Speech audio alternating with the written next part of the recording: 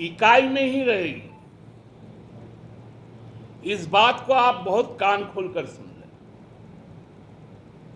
क्योंकि ये जो भ्रष्टाचार के प्रतीक पुरुष है, शिवराज सिंह जी चौहान और हिमंता बिस्वा शर्मा, और अभी हाल के दिन में जो भ्रष्टाचारियों के संरक्षक बन के उभरे हैं, श्री बाबूलाल मरांडी जी, जिनके संरक्षण में ईडी के तमाम अभियुक्त हैं, इनको जनता माफ नहीं करेगी। नीट के सवाल पर एक भी जवाब आज तक नहीं आया।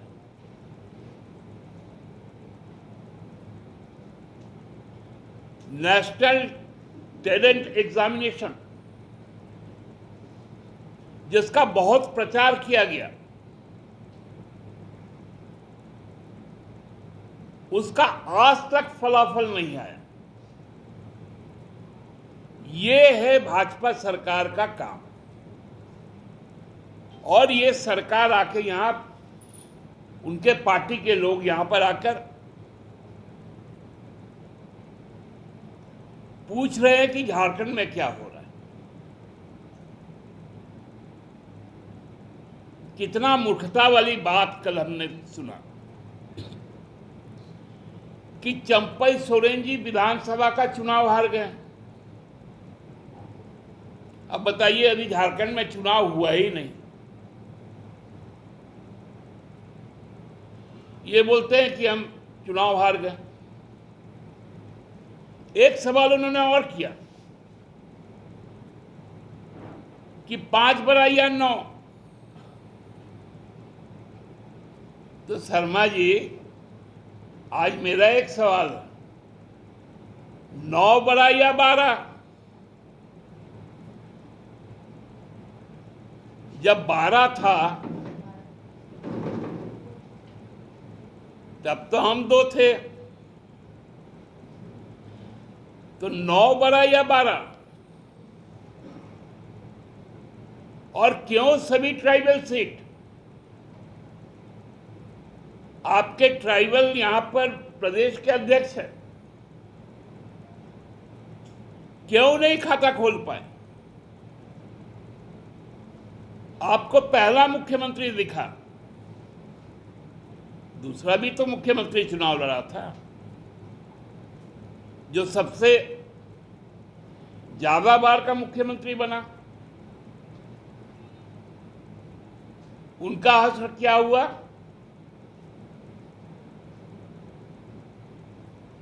जो बात में 1 महीना पहले कहा था कि 1,44,450 वोट से हारेंगे, उसमें 5,000 और ऐड हो गया। तो किनके कंधे पर आप सवार होकर यहां चुनाव लड़ेंगे? पहले तो ये बताइए ना,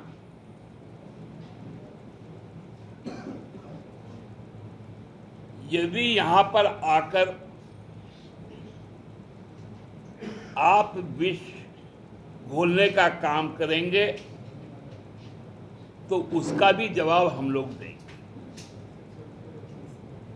मुझे अभी मालूम चला, पक्ष अभी शायद राजभवन गए थे, और राजभवन पाकुड़ में जो एक इनके द्वारा जो अशांति क्रिएट किया गया था, उस पर शायद कुछ बोलने गए। तो आप झारखंड को संदेश खाली मत बनाइए, क्योंकि संदेश खाली का जो फलाफल है आप उसको देखे हैं लोकसभा का चुनाव। आपका झूठ एक्सपोज हो चुका है। जिस महिला को आपने सामने लाया था वो बुरी तरह चुनाव हारी। सांप्रदायिकता के साथ चुनाव यहां नहीं लड़ा जाएगा, यहां भाईचारे के साथ लड़ा जाएगा। मुझे लगता है कि इतना हतोत्साहित भाजपा हमने कभी नहीं देखा कि सारे भ्रष्टाचारियों को, ईडी के आरोपियों को प्रदेश अध्यक्ष केंद्रीय मंत्री से मिलवा रही हैं, उनसे बात करवा रही हैं।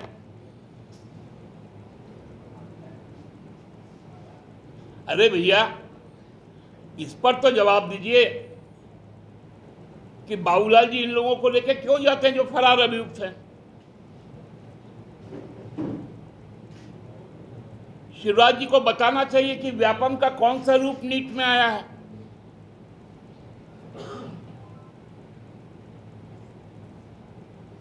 हेमंत साहब को बताना चाहिए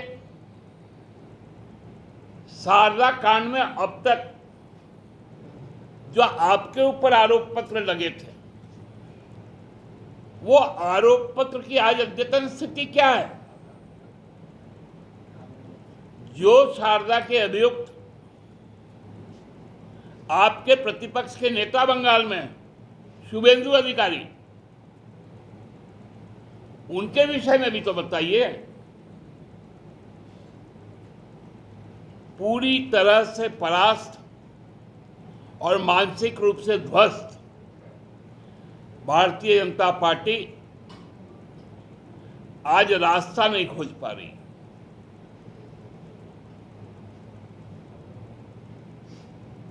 हम समझते हैं कि उनके आने से और उनके इस घोषणा से कि बाबूलाल जी के नेतृत्व में चुनाव लड़ा जाएगा, हम उनको बधाई देते हैं कि आपका यह निर्णय कायम रहे, ताकि आप अगले विधानसभा चुनाव में 10 के नीचे रहेंगे और हम कंफर्टेबली आपके जैसा 65 का नारा नहीं देंगे। कल उन्होंने विधानसभा का नतीजा भी बता दिया था शर्मा जी ने कि हम तो 52 पे जीत गए हैं। चुनाव लोकसभा का हो रहा है और फलाफल विधानसभा का हो रहा है।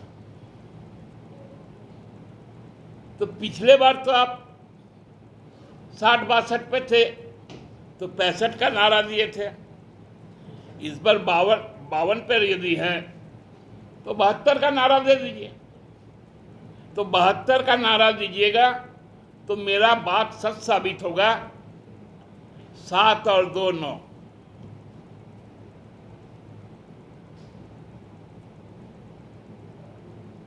हम समझते हैं कि भाजपा के पास नैतिकता नहीं है। जो राज्य सरकार आज काम कर रही है उससे वो डरी हुई है, और डरे हुए लोग कभी चुनावी समर में नहीं आ सकते। हमसे जुड़े रहने के लिए हमारे YouTube चैनल को सब्सक्राइब करें और नई वीडियो की नोटिफिकेशन के लिए बेल आइकॉन को दबाएं। अगर आप ये वीडियो Facebook पर देख रहे हैं तो लाइक जरूर करें और ज्यादा से ज्यादा शेयर करें। धन्यवाद।